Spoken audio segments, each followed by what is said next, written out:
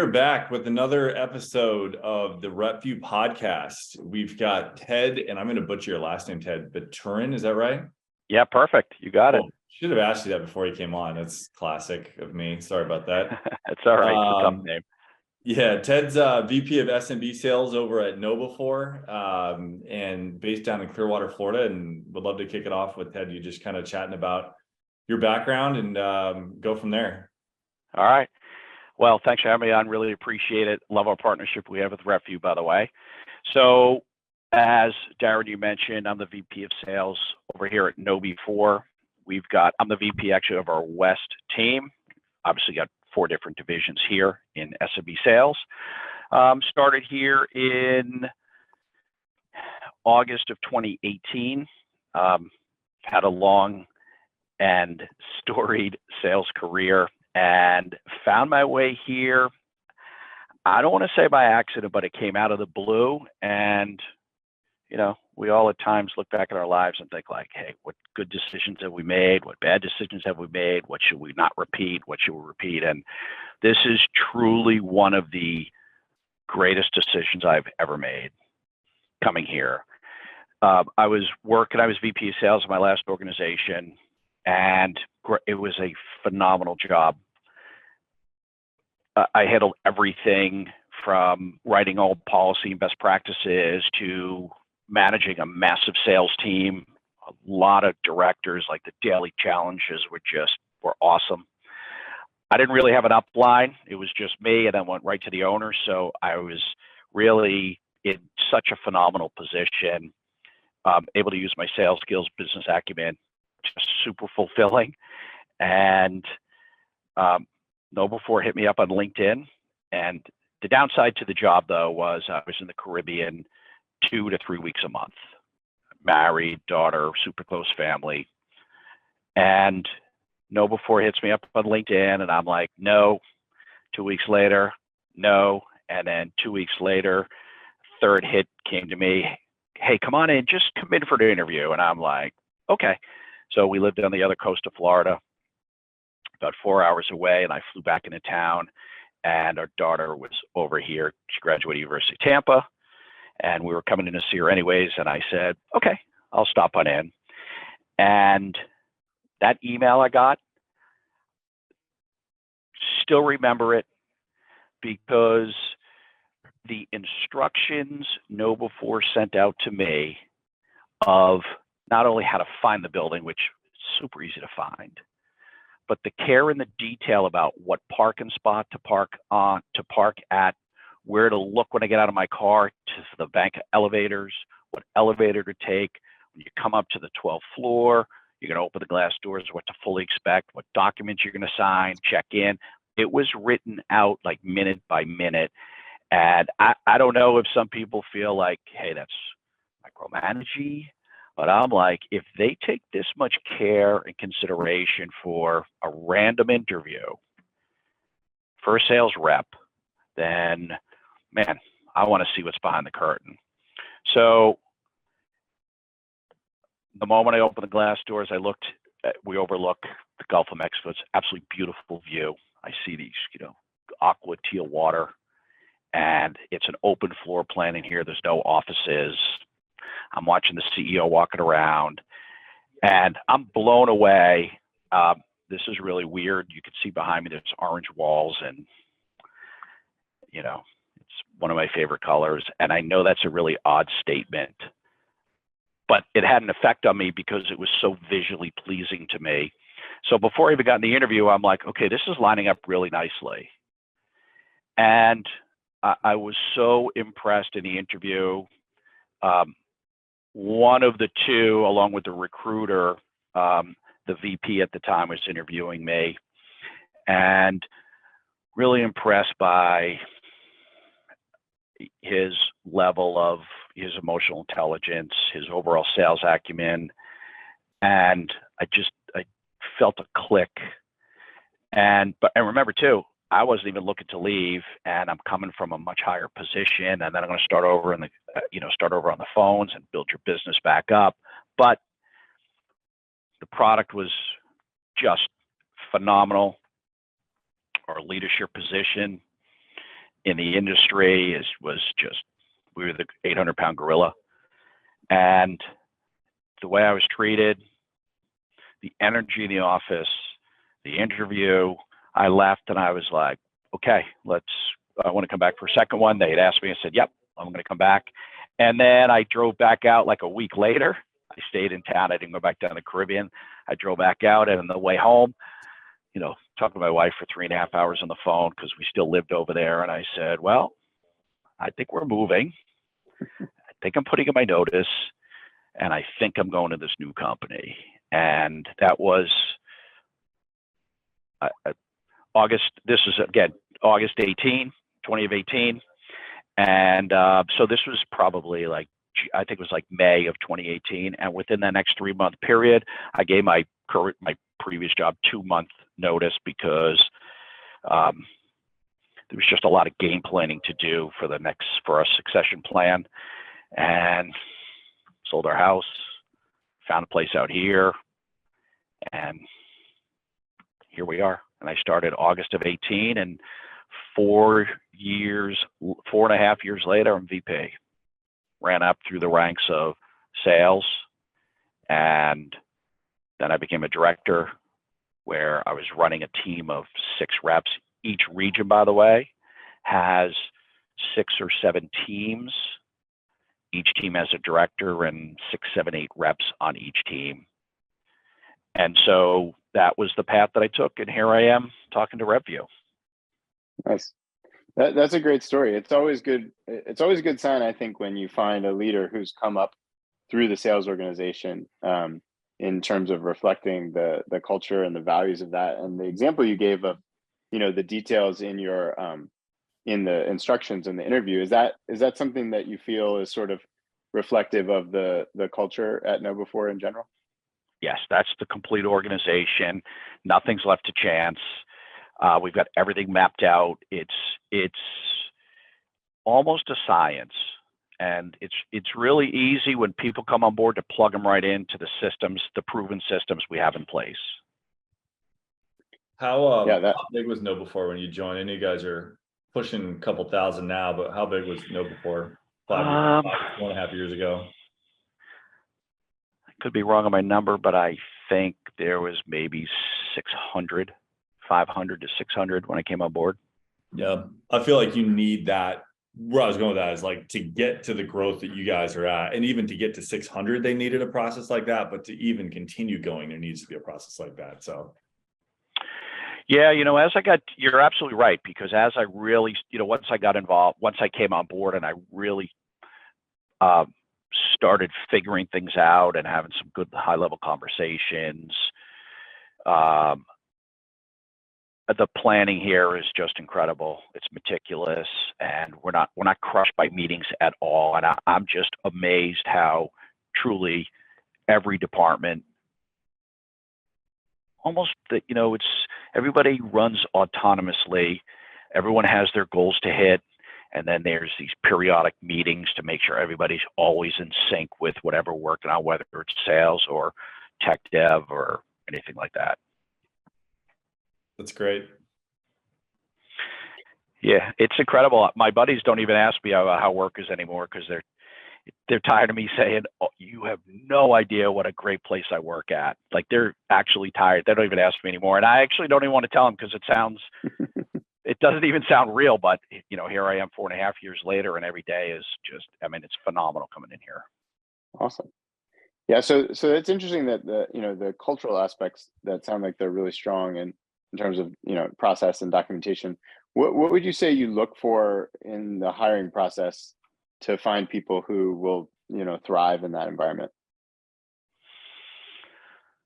So it's an interesting question. I think I look for things different than others, because I always want to get a feel for the candidate from a human level, like what shaped them, what has happened in their lives that has shaped work ethic, like atomic habits. Where do you come from, and how do you feel that can help you in the next 4, 5, 6 years, whatever it might be. So I'm always trying to get a sense of the actual person, and how they view goal setting? And, are you mapping out action steps to get to your goals? I don't have this exact talk track with them. It comes more out of simply conversation by talking with them. A lot of times I ask a simple question. Some people I may think it's silly, but I'm like, hey, so what was your first job ever? And I mean, if somebody says to me, yeah, at 8 years old, I was working in my dad's garage. I mean, there's some things that you can just pick up by having a wide-ranging conversation. So I'm looking for, like a work ethic foundation. And the other thing I'm looking for is the two other things I should say that are up there: aptitude. I'm looking for street smarts, as well as, and this doesn't mean you have to be highly educated, but book smarts. So I'm looking for aptitude. How well can you come in and get rid of all your preconceived notions of how successful you've been at previous organizations? How quickly can you drop that guard and embrace what we have, our successful paths, without fighting it? It's natural to fight it. So I'm looking for to reduce that fight time a little bit. And the other thing I'm looking for is emotional intelligence, understanding, and I'm listening for tones and voices and the way they're answering questions. I'll give them some scenarios to chat about a little bit. Yeah, that was like the dig in there, because how do you dig that stuff out? Like, do you have specific questions you dig in on street smarts, or like in your head you probably have some kind of formula you go down? I usually start every interview with telling somebody, this is a casual conversation. I know you're looking at me. You want a job. I'm standing in your way of getting it. You're going to put on your best face, your best airs. Cool. Get it. Understand it. Been there.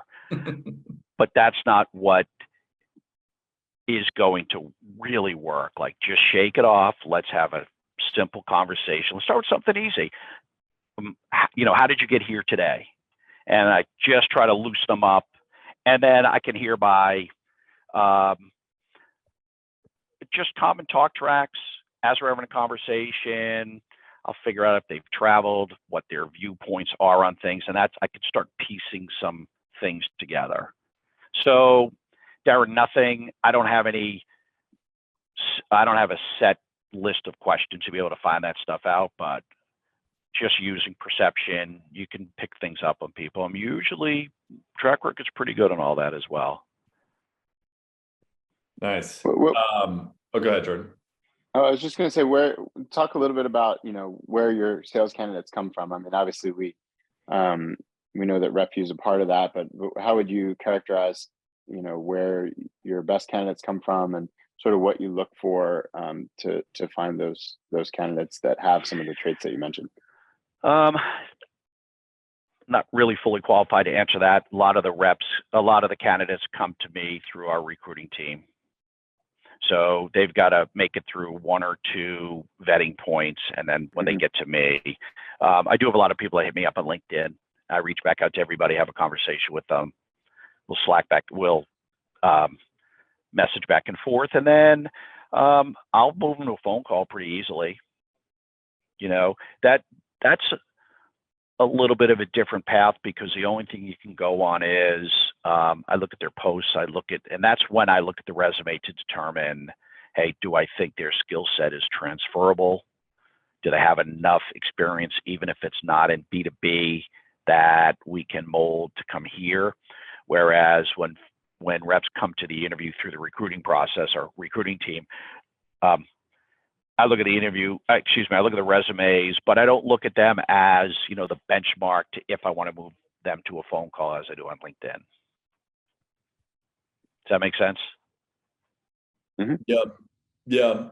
I mean, it seems like KnowBe4’s got I think every company has a pretty good sense of the ideal candidate, and you can suss it out relatively quickly, like if the conversation is going to go farther than just like an initial phone screen, or even just like with your recruiting team, right? Like there are certain things that probably get dug out during that can either speed somebody up or like speed them up along the process or speed them out of the process. Is that fair to say? To speed them up through which process? The interview process or the processes we have once they get hired? I guess we could say both, right?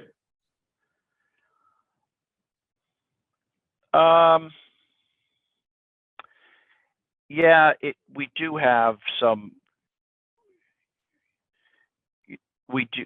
All 4 VPs that are here handle the process differently. I've chosen some candidates that, like, didn't really score at top internally, going through the first 2 steps. And they were coming to me, they came to me with, not the strong, hey, we got a great one for you, Ted. And I brought them on board and they've done very well because of conversations we had, just my feeling on some of these were, hey, they've got the drive and the aptitude to come on board and pick this up really quickly. How do you talked a little bit about, kind of the early job experiences and, maybe grit from some of those experiences, but expand on that a little bit more. Like, what are some indicators or signs that you would look for, especially if somebody might not fit the sort of typical profile? Maybe I don't know if there's any examples, not with specific people, of course, but just things that come to mind. There was one young guy that came through here and left college sophomore year, never went back, and he's probably 3 years removed from that. And he was a little frustrated when he got on the interview because we were chatting and I'm like, so talk to me about have you been on other interviews? Are you just, are you looking for any job? Why us? Why are you here? What can we give to you? What can you give to us? And I was picking up from him, the reason he left school was he had to take 3 jobs. He was working, he was helping support his mom, and he felt like he put himself last for about 4 years. And when I heard about, and he was in a sales job at night, cold calling, selling a commodity product. And so I dug into his processes there, what he was doing, how they went about it. And I just came away from that thinking, okay, this is this is a young guy that made a really mature decision that benefited others and not him, to leave school, support his mom. And then by taking the jobs, when I was able to find out some of the paths he took in those things, and he was doing okay for himself. So when I hear something like that, although he didn't come across, with all the boxes checked, basically, Mm-hmm. I would imagine most people would look at, I just felt he's had unique experiences. And so it made him more mature than his age, and he's been able to do very well here. Yes. What's a flip version of that where somebody you thought might have been a great candidate that didn't end up getting a role? Man, if they're a great candidate, they're getting a role. We don't miss on those. Yeah. So you haven't really seen it happen where somebody on paper looked great, but maybe didn't end up getting hired? None that come to mind that I could think, that we missed on. Yeah. Jordan, go ahead with the next one. Yeah, sure. So, one of the things you talked about several times is kind of process. It seems like an area that is a particular strength of KnowBe4. One of the things that we hear frequently is that, some companies just don't have a strong process for training and ramping up a rep in order to support them and make them successful. What does that process look like at KnowBe4? It is intense. It is in depth. Our training itself lasts somewhere between 11 and 13, possibly 14 weeks. First stages, they go through KnowBe4 University. It's typically 4 weeks. That's all product knowledge, tech stack knowledge, learn about the different softwares that we use, how things work operationally. It's a pretty in-depth, and it's an in-depth dive at our suite of products as well. It is a tremendous amount of information, and you've got to pass each week to continue to move forward. So super intensive. It's a lot. You feel like you're drinking out of a fire hose. I still remember my time in there. And then once you get done with the university, then you're in our internship for 6 to 12, 13 weeks or so. And that's when you're learning how to do the boots on the ground work as a beginning sales rep. We have leads that come, we have leads that come in all the time. You're getting new leads. You're going through current prospecting lists. And you got to build your book that way. So by the time you graduate the internship and you get placed on your team within our SMB region, you've had some experiences under your belt. You mentioned go ahead, sir. I'm so sorry. And then while they're in the university internship too, the amount of support they get is just incredible. We've got a whole teams of support to help everybody and help them basically through each step of every process they go through. I was just going to ask you, it sounds like from what you said, there's different stages that you have to pass through. The implication there is not necessarily everybody is cut out for it or passes through. Is that the case? Like, do you have some people who decide, either the company or the candidate decides maybe this isn't the right fit in that process, or does everybody, with some more support, usually eventually make it through? If it comes to the point that someone's not going to make it through, it's not for lack of effort on the candidate side and our side. Mm-hmm. The amount of support is it's incredible. It doesn't stop even when they graduate from there. But obviously, look from a, business perspective, we're not looking to lose any candidates. Mm-hmm. So, and, for them to get there, everyone knows up front what it takes once they get a yes from us. So they're aware of what they're walking into. Mm-hmm. So there's no surprises on that side. So,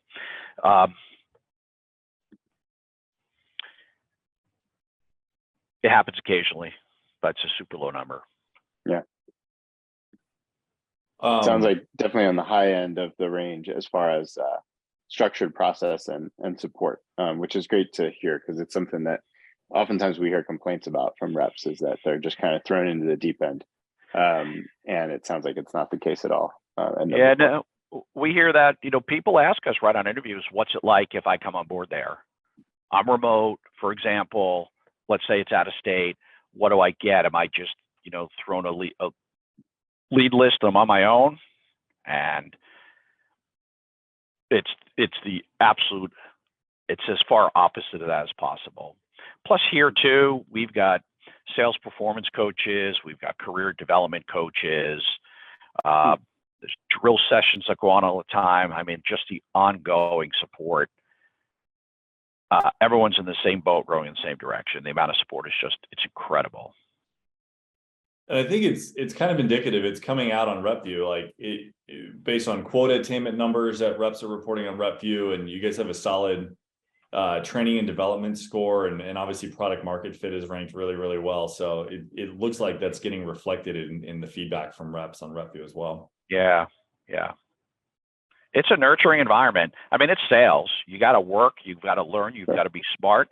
You have to continually want to get better. And then on top of that, you're caught up in the wake of KnowBe4 as well. We have incredible marketing. It's not the type of environment where when you're calling a prospect, you've got to, like most places, you've got to sell your company, sell your concept, sell yourself. And then at the end, you get pricing and everyone's like, okay, cool. I'm going to call the next 5 people who have the same thing you guys have. We are the total opposite of that. Tell us Yeah. a little more about that in terms of how that competitive positioning affects the sort of sales process.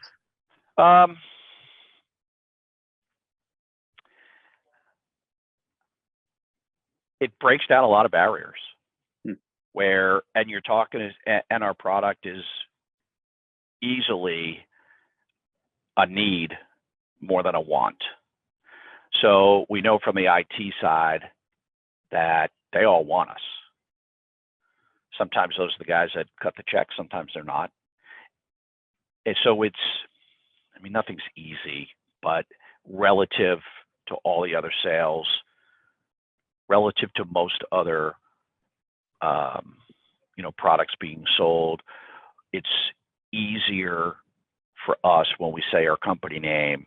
A lot of people are like, yeah, I know exactly who you guys are, because of our presence out there, Spiceworks, all the shows that we're at, RSA. We've got one in Orlando, KB4 It's just, everybody knows us.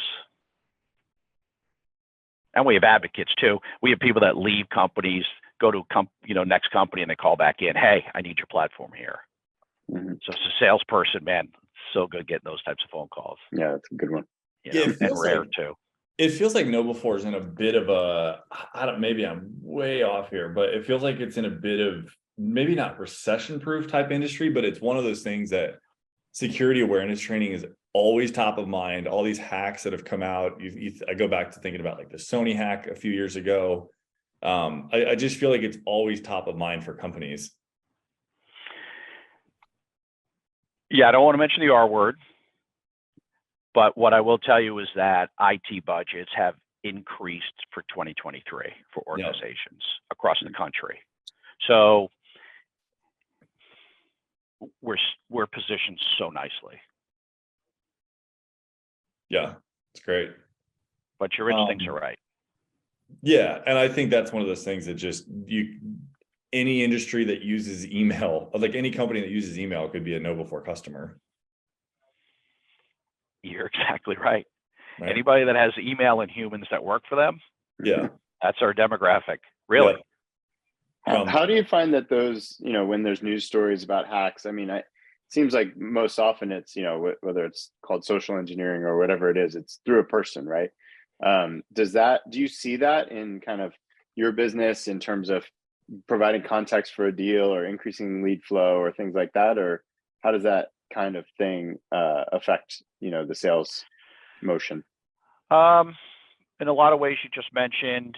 So on our website, we have free IT tools where organizations come to our website, they can sign up, they can run their own free simulated phishing test, they can run a domain spoof test. These are all IT tools.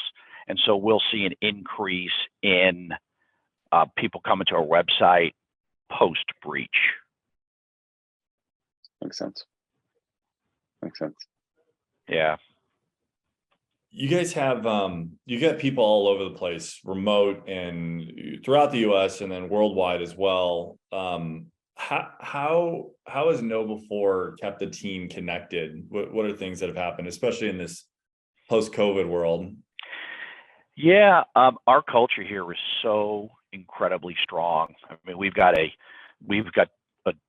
big department that is responsible for our culture and keeping everybody connected.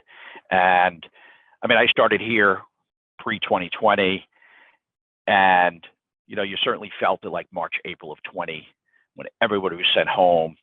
And then by like end of April, May, it was like we were all still in the office. We were connected all the time. Our culture folks went out of their ways to make everybody just, feel like a part of us, a part of the organization. A lot of meetings, a lot of like things on Zoom. I mean, we have a fun and shenanigans team, and it's their job to keep everybody. I mean, truly, and they're incredible. Tell us more about that. What are the shenanigans? Fun like? And shenanigans. So yeah, the fun. We know what fun's like, but the shenanigans can be very interesting. Yeah. So just the fact that we have them, and they're super active. So, I mean, that's how we all stay connected. Yeah, it's interesting. It's interesting to hear you say that, because obviously, like the remote aspect is critical, especially in the sales role. There's so many sales jobs that are remote, but a lot of the things you've already said, make it seem easy to imagine how you're supporting those people in terms of having the processes that you've mentioned. Then when you combine that with cultural aspects, fun and shenanigans, it seems like a nice balance there between like rigid, more prescribed structure and some more spontaneous aspects. I mean, nothing replaces getting a swag bag sent to your house unannounced, and you get a big package from KnowBe4, and it's got fun, cool stuff in it. It's unexpected, and it certainly Cool. lends for a nice environment. Yeah. Jordan, so, and actually, I forgot to say this at the beginning. Ryan and I have usually done our podcast. Jordan is a special guest today, filling in for Ryan. So thank you for joining us, Jordan. Why don't you end it with the question that we ask everybody? Yeah, this one is. I was a little nervous about this one. I was. This was the only one I wasn't sure about asking, but we'll see. We'll see how it goes. All right. So one of the things You're in sales, Jordan. You yeah, know. absolutely. Let's do it. Yeah. So something, I don't know if you follow some of the content that we do. Mostly it's Ryan and Darin on LinkedIn, but a lot of what they talk about is sort of some of the things that you're used to going into an interview as a sales candidate. You're prepared for certain questions. We try to help the candidates sometimes turn the table and sort of ask some more provocative questions themselves. And so one of the questions sometimes that we suggest is actually, sometimes an interviewer will ask a candidate to show, proof of, whether it's attainment of, President's Club or some sort of award, or just basically that you're a top performer. What if a candidate asked you to show them, something around a dashboard, quote attainment, or a screenshot of your CRM? How would you respond to that kind of question? So I wouldn't show them because, again, we're public and that's material, non-public information.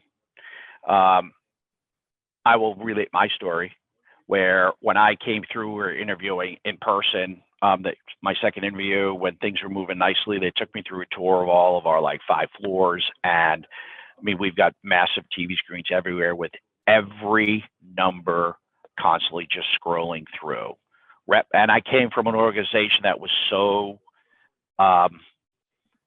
it was the opposite of that. And I was blown away when I'm going through it. I stopped and I said to the recruiter, give me a tour. I'm like, wait a minute, that's where how much money the company's made this month? He was like, yeah. I'm like, really? I was blown away by it. So I can't show it on an interview. I can relate my story to it. And I could also talk about how high our retention rates are as well. But well, it sounds like some of it they would be able to absorb just, being, if they're in the office, if they're in the space. Yeah. So that's how to answer that Cool. one. All right. There. Thanks for coming on, Ted. Hey, I want to thank both you guys. A little plug for us, if you guys don't mind. Do it. So our socials are at KnowBe4People.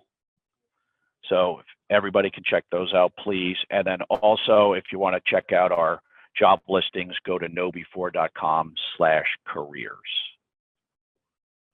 And as always, Awesome. if you're in sales, which our audience is, you can check out KnowBe4 and RepVue. There you go. Yeah. That's a good one. Cool. Thanks, Ted. Appreciate you coming on. Guys, thank you both. Really appreciate it. Thanks for having me. Good to speak with you.